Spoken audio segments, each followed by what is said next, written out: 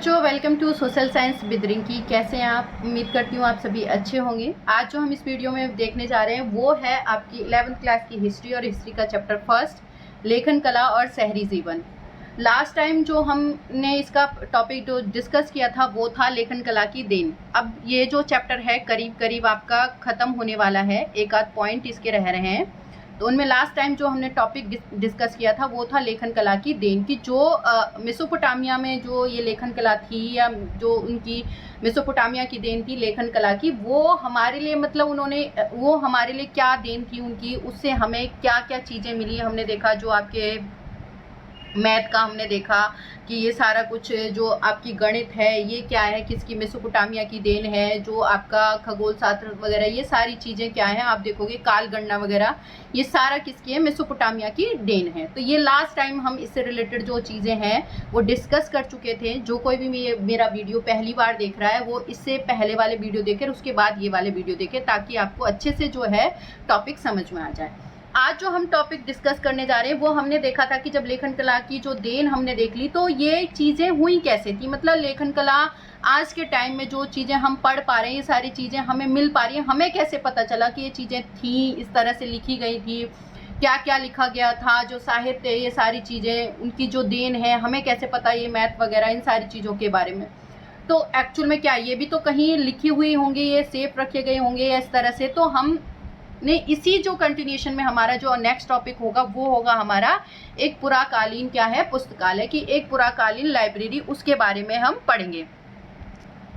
तो एक पुराकालीन पुस्तकालय कि एक पुराकालीन मतलब यहाँ पे पुराने पुस्तकालय की बात हो रही है, पुराकालीन मतलब पुराना, ठीक है। तो एक पुराकालीन पुस्तकालय की उस टाइम में एक पुस्तकालय था, लाइब्रेरी थी। किसने बनवाया था, इसमें कब से लेके कब तक का जो चीज़ें थी या जिनके बारे में मतलब जो इन्फॉर्मेशन थी, एक तरह से जो जानकारी थी, कब से लेके कब तक रखी गई थी, ये सारा कुछ हम इस टॉपिक में कवर करने जा रहे हैं। तो लोक युग में उत्तरी प्रदेशों के असीरियाई लोगों ने एक साम्राज्य की स्थापना की जो 720 से 710 ईस्वी पूर्व तक अपनी उन्नति के शिखर पर था। कि हम कब की बात करें, लोह युग, मतलब जब लोगों को मतलब लोहा वगैरह यूज़ करना शुरू कर दिया था, आयरन एज जिसे हम कहते हैं, लोह युग कहते हैं, उस टाइम की बात चल रही है ये। कि उत्तरी प्रदेश के जो असीरियाई लोग थे, मतलब जो उत्तर प्रदेश की तरफ जो उत्तरी प्रदेशों में जो असीरियाई लोग रह रहे थे, मेसोपोटामिया के उत्तरी प्रदेशों की तरफ, उन्होंने एक साम्राज्य की स्थापना करी थी। और वो साम्राज्य जो है 720 से 610 तक ईस्वी पूर्व तक जो आपका है अपनी उन्नति के शिखर, मतलब बहुत ज़्यादा डेवलप हो चुका था। कब से लेके कब तक, 720 ईस्वी पूर्व से लेकर 610 तक। ईस्वी पूर्व वगैरह ये तो बेटा आपको हम पहले ही बता चुके थे, डिस्कस कर चुके थे इस बारे में, तो कंफ्यूज मत होना। कहीं ये सोचो मैडम 700 पहले कैसे आ गया और 600 कैसे आ गया, हम ईस्वी पूर्व की बात कर रहे हैं।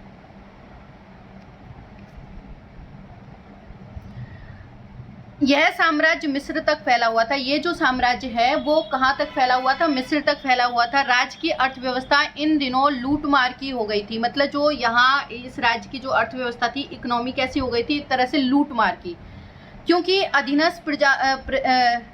प्रजाजनों को दबाकर उन्हें उनमें जो खाद्य सामग्री है, पशु है, धातु है तथा शिल्प की वस्तुओं के रूप में बेगार तथा नजराना जबरदस्ती दिया जाता था। मतलब यहाँ पर जो लूटमार के हालात बन गए थे, क्योंकि क्या था कि जो अधीनस्थ मतलब जो उनके अंडर में आ रहे थे या जिन पर उनका कंट्रोल था, तो जो अधीनस्थ प्रजाजन थे, मतलब जो पब्लिक थी, जो मतलब जो उनके मतलब कंट्रोल में थी, वो प्रजाजन थे, उनको वो लोग क्या करते थे, दबा करके और उनसे जो खाद्य सामग्री है वो और जो पशु हैं उनको, या कोई जो कोई अच्छी बहुमूल्य या कीमती कोई धातु है वो, या शिल्प की कोई वस्तु होती थी, उन वस्तुओं के रूप में वो उनसे क्या करते थे, बेगार लेते थे, मतलब बनवाते थे। जैसे अगर किसी को किसी चीज़ की नॉलेज है बनाने की तो वो उससे वो बनवा लेते थे, नजराने ले लेते थे और ज़बरदस्ती उनसे ये सारे काम करवाए जाते थे।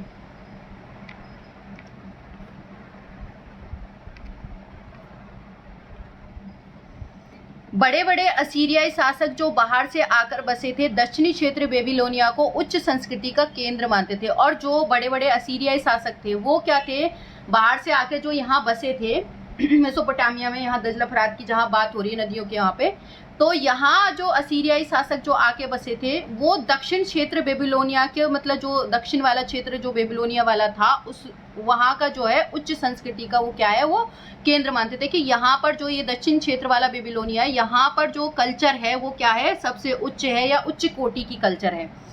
उनमें से आखिर राजा जो था, उनका जो आखिरी राजा था, देखो ये सारी चीजें हमें क्यों बताई जा रही कि वो बताई जा रही कि वो जो राजा था जिसने लाइब्रेरी का निर्माण करवाया था वो कौन था, और इस तरह से मतलब तो उनका जो आखिरी राजा था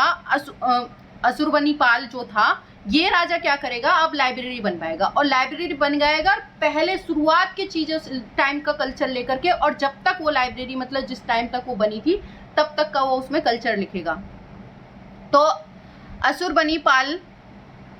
जो था मतलब जब से इसका कार्यकाल माना जाता है ना 668 से लेके 627 ईस्वी पूर्व तक, उसने उत्तर में स्थित अपनी जो राजधानी थी, उनकी एक राजधानी थी, क्या थी राजधानी का नाम क्या था, एक मिनट,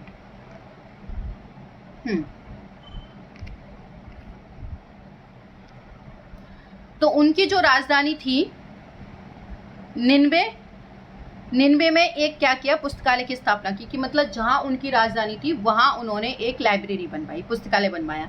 और उसने इतिहास हो गया, महाकाव्य, शकुन साहित्य, मतलब उसने हिस्ट्री के बारे में और भी जो महाकाव्य थे वो मतलब वो लिखवाए, या शकुन अपशकुन मतलब कौन सी चीज़ें करने से क्या शकुन होता है, क्या अपशकुन, मतलब इन सारी चीज़ें, साहित्य, ज्योतिष विद्या, इसके ऊपर बुक्स लिखवाई थी, जो स्तुति है, कविताएं, इन सब की पट्टिकाओं को क्या है उन्होंने इकट्ठा किया था, मतलब इकट्ठा करने का। अब उस टाइम में क्या चल रही थी, टैबलेट चल रही थी, पट्टिकाएं चल रही थी, पट्टिकाओं पे लिखने का काम हो रहा था, तो उनको इकट्ठा करने का बहुत प्रयत्न किया, और उसमें जो वो क्या है सफल भी रहा। और उसने अपने जो लिपिक थे, मतलब जो लिखने का काम कर रहे थे, ये वर्क में जो लगे हुए थे, उनको दक्षिण में पुरानी पट्टिकाओं को पता लगाने के लिए भेज दिया कि दक्षिण की तरफ जो पुरानी पट्टिकाएं हैं उनमें कुछ इन्फॉर्मेशन मिल जाए, वो भी कलेक्ट करने के लिए उन्होंने दक्षिण की तरफ उनको भेज दिया था। मतलब देख रहे हो आप, वो इन्फॉर्मेशन कलेक्ट कर रहा है, फिर उनको लिखने का काम करेगा, मतलब आपके लिए एक कहते हैं ना कि स्रोत तैयार कर रहा है। क्योंकि दक्षिण में लिपिकों को विद्यालय में पढ़ना लिखना सिखाया जाता था। क्यों दक्षिण की तरफ क्यों भेजा जाता है, क्योंकि दक्षिण में जो लिपिक होते थे उनको पढ़ना मतलब विद्यालयों में, स्कूल्स में उनको पढ़ने लिखने के लिए भेजा जाता था, जहां उन्हें दर्जनों की संख्या में पट्टिकाओं की जो नकलें तैयार की जाती थी, मतलब जो वहाँ दर्जनों की संख्या में जो पट्टिकाएं हैं उनकी नकल, मतलब कॉपी की, मतलब एक कॉपी में एक पट्टिका में से दूसरी पट्टिकाएं तैयार की जाती थी। बेबीलोनिया में ऐसे भी नगर थे जो पट्टिकाओं के विशाल संग्रह तैयार किए जाने थे, मतलब उस टाइम में क्या था, बेबीलोनिया में भी ऐसे बहुत सारे नगर थे जो क्या करते थे, पट्टिकाओं का जो विशाल संग्रह वो तैयार किए जाने थे, और उन्हें प्राप्त करने के लिए क्या थे, वो मशहूर थे। मतलब वहाँ पे भी मतलब जो पट्टिकाएं इकट्ठी की जा रही थी या कलेक्ट की जा रही थी, या पट्टिकाओं के लिए मशहूर शहर थे, मतलब एक तरह से, ठीक है। हालांकि लगभग 1800 ईस्वी पूर्व के बाद जो सुमेरियन भाषा बोली जानी थी वो बंद हो गई थी, लेकिन क्या था कि जो हालांकि जो आप देखोगे धीरे धीरे हम चेंजेस आया था, मतलब सुमेरियन लैंग्वेज आई, फिर अकादियन वगैरह, इस तरह से मतलब जो लैंग्वेज आती चली गई थी। तो 18वीं सेंचुरी के 1800 ईस्वी पूर्व के बाद क्या हुआ था, सुमेरियन भाषा जो है बोली जाने बंद हो गई, लेकिन विद्यालयों में एक शब्दावली मतलब जो होती थी, जैसे आप नहीं होते डिक्शनरी वगैरह खोल के बैठ जाते हो, किसी वर्ड की मीनिंग नहीं आती, टर्म जो भी होता है उसकी मीनिंग नहीं आती, तो डिक्शनरी से देखते हो, तो विद्यालय में एक शब्दावली होती थी और संकेत सूचियां होती थी द्विभाषी, जिसमें सुमेरी और अकादी दोनों ही लैंग्वेज होती थी। उनकी पट्टिकाएं आदि के माध्यम से अब भी क्या है पढ़ाई की जाती थी, हालांकि उन्हें लैंग्वेज नहीं आ रही, लेकिन उन पट्टिकाओं के माध्यम से, शब्दावलियों के माध्यम से, संकेत सूचियों के माध्यम से अभी भी क्या किया जा रहा था, मतलब उनसे पढ़ाई की जा रही थी। अब क्यों कर रहे थे, क्योंकि उनके हिस्ट्री या कल्चर या साहित्य उसके बारे में लिखने की वजह से। इसलिए 650 ईस्वी में भी 2000 ईस्वी पूर्व तक पुरानी जो कीलाकार जो लिपि थी, कीलाकार अक्षरों में लिखी गई पट्टिकाएं पढ़ी और समझी जा सकती थी, कि मतलब जो 650 ईस्वी पूर्व से लेकर 2000 ईस्वी पूर्व तक जो भी पुरानी मतलब जो कीलाकार जो अक्षरों से लिखी गई जो पट्टिकाएं थी, और उनको क्या किया जा सकता था, समझी जा सकती थी। मतलब उन्होंने उस टाइम 2000 ईस्वी पूर्व से लेकर के जो 650 ईस्वी पूर्व तक की जो भी थी वो सारी पट्टिकाएं उन्होंने लिखी थी। और जो अशुरबनीपाल जो थे, जिन्होंने ये लाइब्रेरी का बनवाया था, असुरबनीपाल के जो आदमी थे वो जानते थे कि जो पुरानी पट्टिकाएं हैं उनकी जो प्रकृतियों को यहाँ खोजना और प्राप्त किया जा सकता है, कि मतलब उन्हें पता था कि कहाँ खोजा और उनको प्राप्त किया जा सकता है। गिलगामेश के महाकाव्य जैसी महत्वपूर्ण पट्टिकाएं तैयार की गई थी। जैसे हमने अभी एक स्टोरी इससे पहले नहीं पढ़ी थी, इस पॉइंट से टॉपिक से पहले एक और टॉपिक, उसमें हमने गिलगामेश की कहानी पढ़ी थी कि एक राजा होता था और उसको मतलब अपना दोस्त मर जाता है, ऐसे इस तरह से स्टोरी देखी थी। तो वो भी एक पट्टिका से ही हमें मतलब स्टोरी मिलती है। प्रतियां तैयार करने उसमें उनका नाम तथा तिथि लिखते थे। कुछ पट्टिकाओं के अंत में असुरबनीपाल का उल्लेख भी मिलता है कि मतलब कुछ पट्टिकाएं तो उनमें असुरबनीपाल मतलब इस राजा के बारे में भी लिखा जाता था।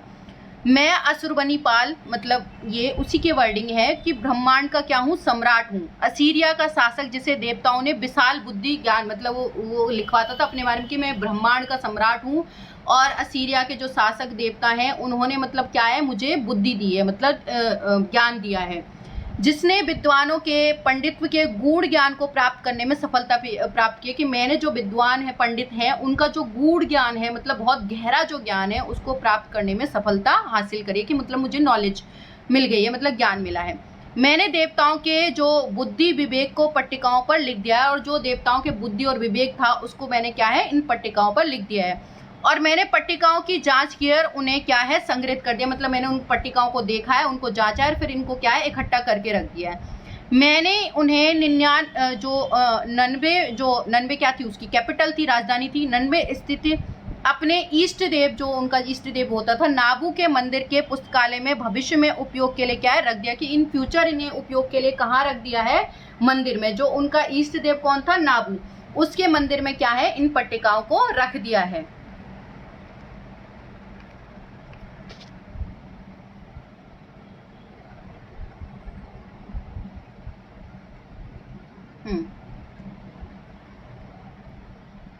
अपने जीवन के लिए,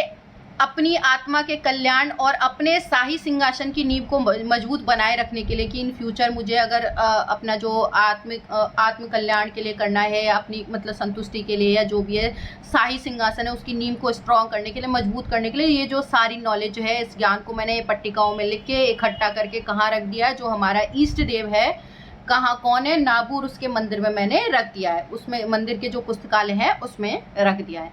इससे भी महत्वपूर्ण काम जो था वो इन पट्टिकाओं की सूची तैयार करना, और जब सबसे इम्पोर्टेंट क्या था कि ये जो पट्टिकाएं रखी थी इनकी लिस्ट बनाना या सूची बनाना, ये इससे भी इम्पोर्टेंट काम था या महत्वपूर्ण था। इसके लिए एक क्या किया, एक टोकरी भर पट्टिकाओं की मिट्टी को लेवल से जो क्या है अंकित किया था, उन पर लेवलिंग की थी एक तरह से। पट्टिकाओं को मिट्टी के लेवल से इस प्रकार अंकित किया कि असंख्य जो पट्टिकाएं वो भूत प्रेत निवारण जो विषय है उस पर, अमुक या व्यक्ति पर लिखी गई है। असुरबनीपाल के पुस्तकालय में कुल मिलाकर कितने थे, 1000 ग्रंथ थे और लगभग 30,000 पट्टिकाएं थी, जिनमें विषय अनुसार क्या है, वर्गीकृत किया गया था या बनाया गया था या सूची तैयार की गई थी। जैसे आज के टाइम में आप अपनी लाइब्रेरी में देखोगे, लाइब्रेरियन वाली जो मैम है उनके पास सारा रिकॉर्ड होता है कि कौन सी बुक कहाँ रखी हुई है, किस तरह से लिस्टिंग वगैरह सारी चीज़ों का उनके पास रिकॉर्ड होता है। तो इसी तरह वहाँ उनकी पट्टिकाओं की लिस्टिंग की गई थी, उनका रिकॉर्ड बनाया गया था, और इसके जो पुस्तकालय थे उसमें मिलाकर के कुल मिलाकर के 1000 मूल ग्रंथ, मूल मतलब मूल प्रतियां थी उनकी जो बनाई गई, फिर बाद में उनकी जो कॉपियां थी, प्रतियां थी, और 30,000 क्या है पट्टिकाएं बनाई गई थी। तो ये हमारा जो लाइब्रेरी के बारे में हो गया, हमारा जो टॉपिक है। उसके बाद है हमारा और एक आरंभिक पुरातत्व वेदता, ये इस जो अपना हमारा एक जो टॉपिक है इसके बारे में हम नेक्स्ट जो टॉपिक वीडियो है उसमें पढ़ेंगे, डिस्कस करेंगे। अभी फ़िलहाल हमारे लिए ये वीडियो बहुत ज़्यादा लेंथी हो जाएगा, तो अभी लाइब्रेरी के बारे में ही हमने देखा। मिलते हैं नेक्स्ट वीडियो में। Thank you so much.